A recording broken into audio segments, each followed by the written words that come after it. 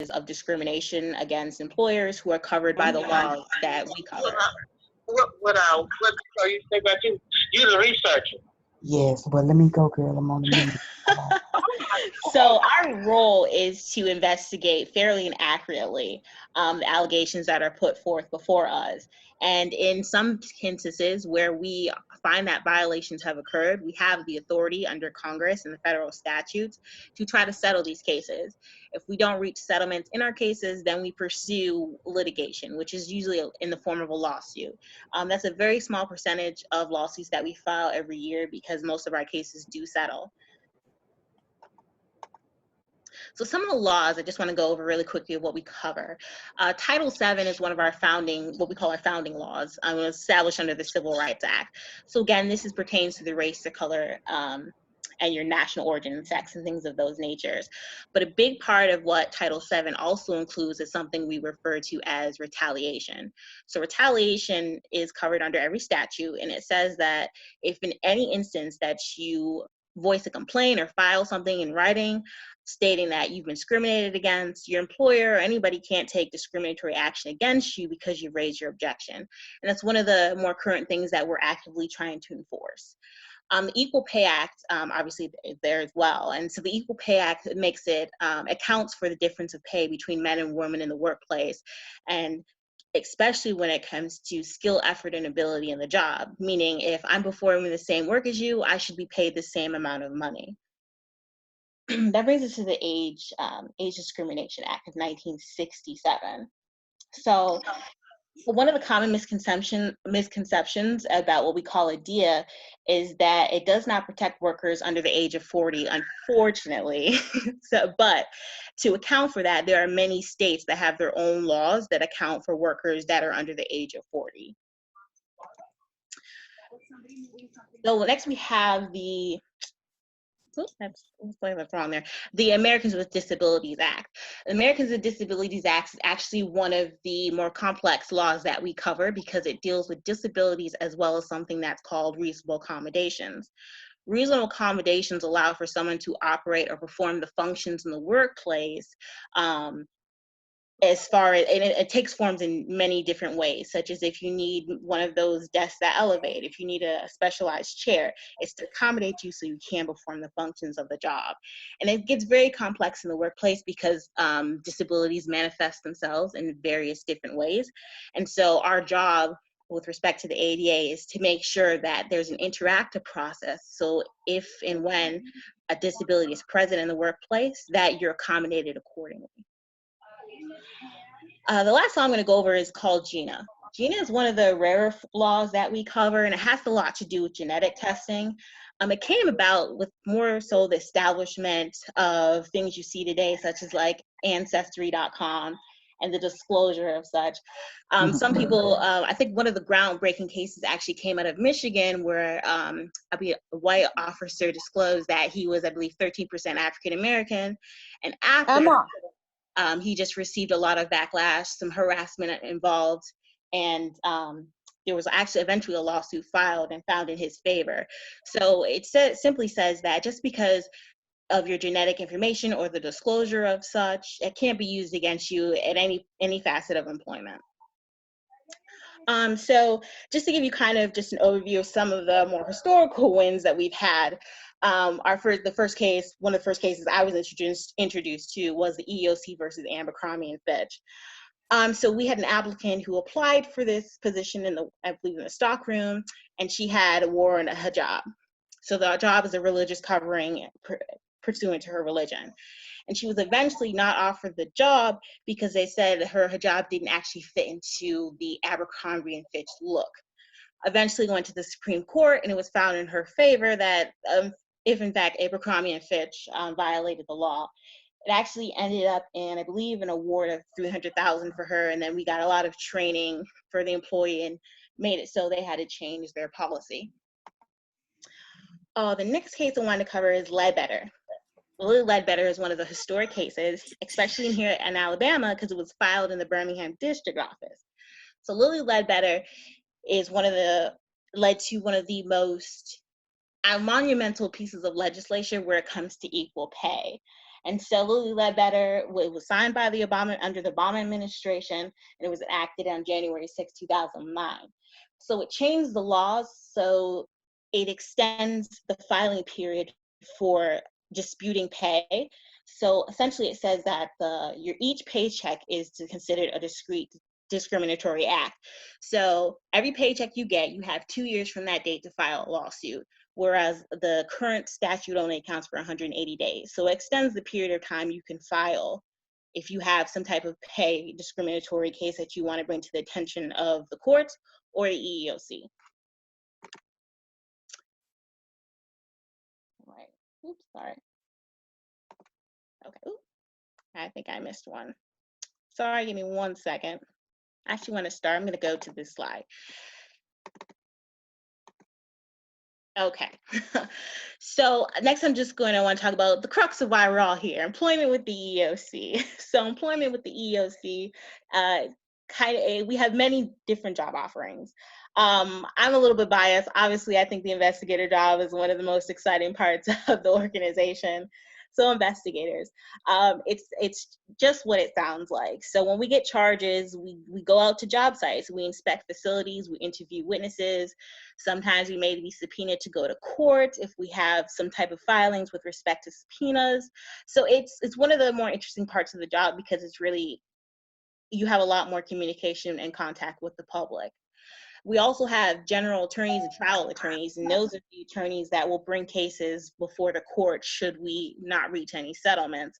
And our attorneys will decide things such as settlements and damages with respect to the amounts. We also have mediators.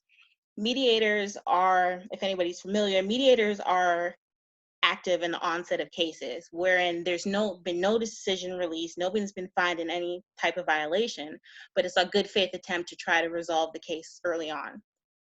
We also have our administrative support. I know sometimes people look down that unfavorably, but I actually started in administrative support, and it's a very good intro and a way to get to know the organization. It's a very good way for management to get to know you, and so you can showcase your assets and abilities, as well as even your analytical skills. And then above that, we have our senior staff. Senior staff, that's where you're, the director, you're balancing the budgets, you're negotiating with unions about the collective bargaining agreements, and that usually comes with years of experience and being vetted in the work and the organization. So applying for the EEOC. So all of our all of our permanent positions, which are part-time and full-time, are posted on usajobs.com. And I'll copy and paste this link to the chat section in case anybody wants to click on the link, hyperlink. So the good thing about USA Jobs is that it gives you an overview of the description, where the position's actually located. We have offices in all the 50 states and the territories, so you have your pick. It also gives you a breakdown of the expectations of you, so you're not going to the job blind, so you know what the qualifications are. One of the biggest requirements of employment is the background check. Obviously, it's the public sector. You're working with confidential and sensitive information, so you would need to have to pass a background check. And that's just to let the public and give assurance to the public that their information, again, is going to be held in confidence. And that feeds into the government's stance on being transparent. So required documents, those are going to be things such as your resume and your transcript. Resumes are very crucial in the application process, especially when it comes to USA Jobs, because a lot of these resumes are filtered out using keywords. So if I'm hiring for an investigator and I filter and see if someone put analytics or knows how to analyze in their resume, well, I may only get a handful out of the 300 that I got because someone didn't bother to use the keyword. So resumes are very important, and they should be tailored to the job description if that's what you're trying to apply for. So the benefits. It's one of the biggest benefits, and I tell everybody, is the student loan forgiveness program. If you're not at the graduate level yet, you haven't got your 6-month letter from whatever loan or lender that you have, but it comes into play 6 months later. So loan forgiveness is one of the bigger aspects right now, or bigger selling points right now for the public sector. I myself in the loan forgiveness program it vastly impacts not only your payments, but the amount of time that you're gonna have to pay back your loans. Another good thing about USA Jobs is the point of contact. Every job posting doesn't just give a generic number to where you call into. It has an actual email address of the person responsible for hiring and reviewing applications for that specific job posting. And that's why we utilize USA Jobs heavily. When it comes for internships, and I'll post this hyperlink as well, we have internships that are handled a little differently. Those are not posted on USA Jobs. Those are actually posted on the EEOC website. And we have different types of internships. Some internships come directly out of headquarters, as you can see, Office of the Chair, Office of Legal Counsel. But we also have internships at what we call our field offices, and those are located in different states. Birmingham does have one, but if you have an interest in an internship at the Birmingham district office, I have my email address at the end of this. And if you send me your resume, your transcript, I will forward it on to our district resource manager for review. Okay, I know that was very brief. I'd like not to waste anyone's time, and I know that's a brief overview, but if anybody has any questions, I'd be more than happy to answer.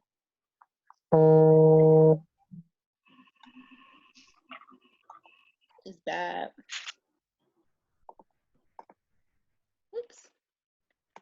As everybody thinks, tell us about what our resumes, not too in-depth, but can't resumes be a little different when you're applying on USA Jobs than maybe your typical resume?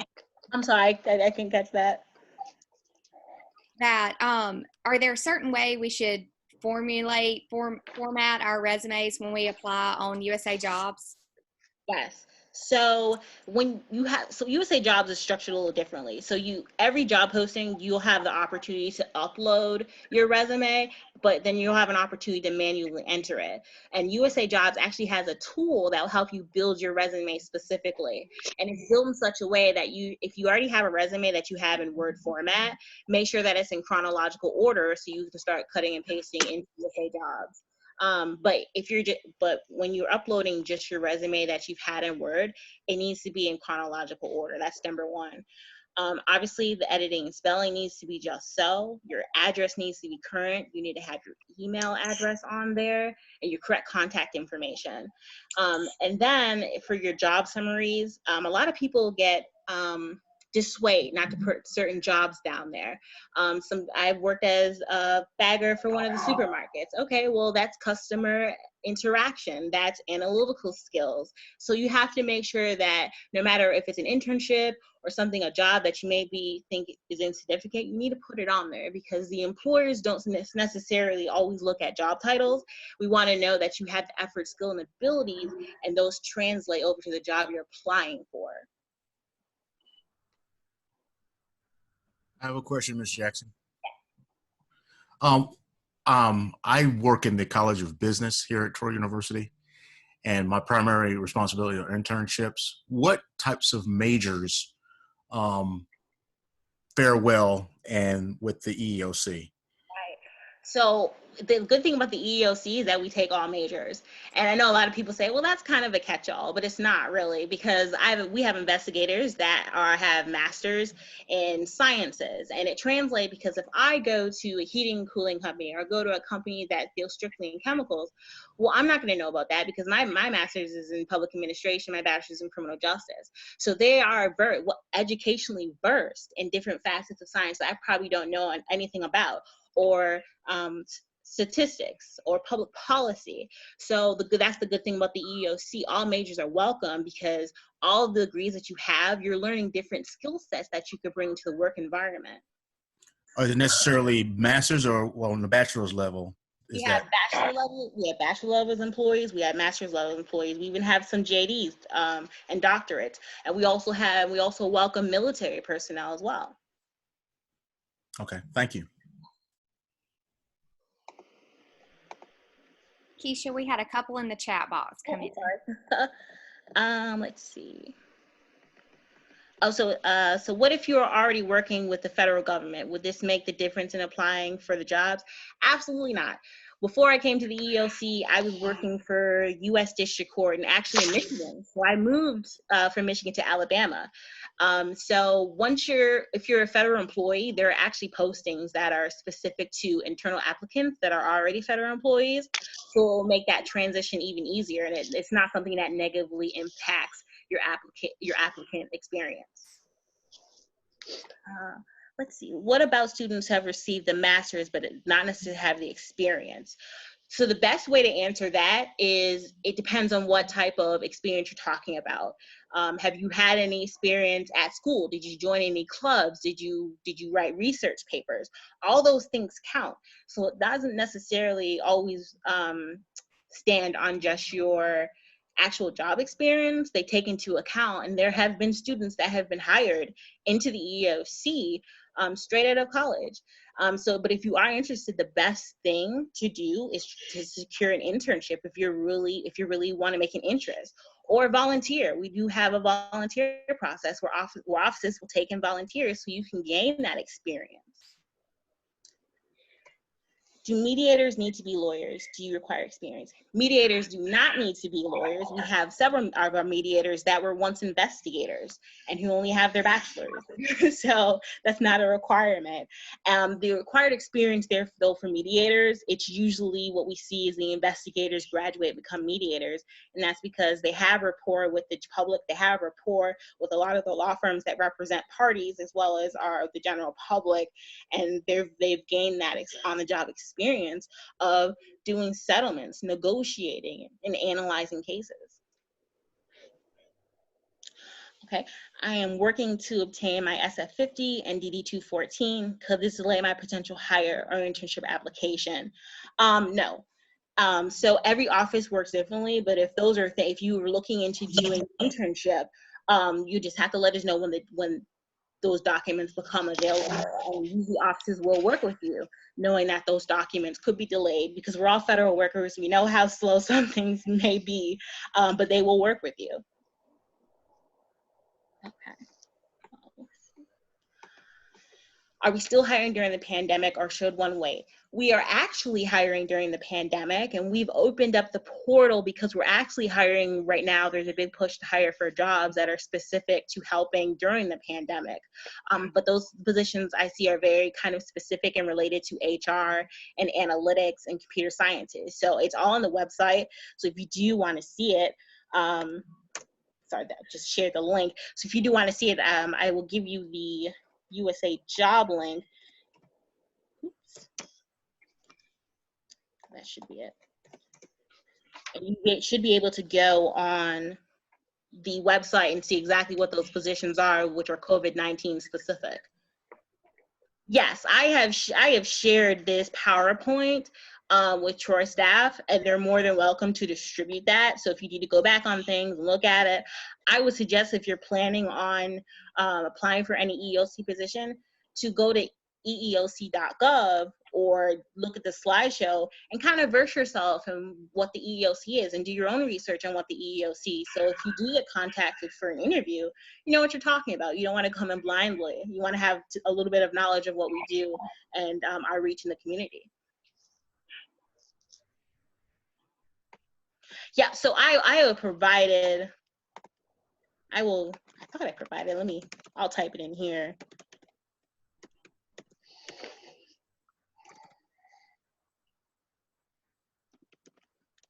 Sorry.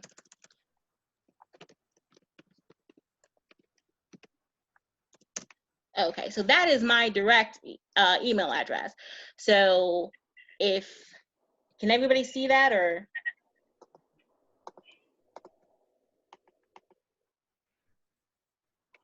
Does everybody see that email address?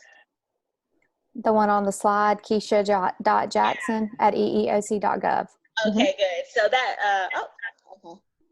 Yeah. Oh, here we go. Oh, here we go.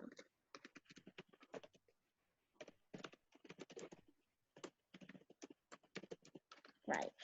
There we go. That should be for everyone to see now. So if you want to arrange a tour or just come in to talk about possible internships here at the Birmingham district office, that's my email address. Again, so you just send me your resume and your transcripts. I'll get those routed to our local district resource manager so we can look into setting up some tours or setting up some time aside so you can maybe sit with one of us one day and just get a feel for what we do. That's very generous, Keisha. Thank you for offering that. I wanted to respond real quick. John had asked if our staff could share these resources, and I'd be happy to. I will send out this presentation, these PowerPoints through where you registered through Handshake. That's where we have your email addresses. So I will send out the PowerPoint through those, and we just rolled out a YouTube page for the Career Center, Troy Career on YouTube. Probably got an email about it today. We will actually be posting this presentation to our YouTube page, so you can go back and watch this as well. All right. Is there any more questions? Did I fairly cover it?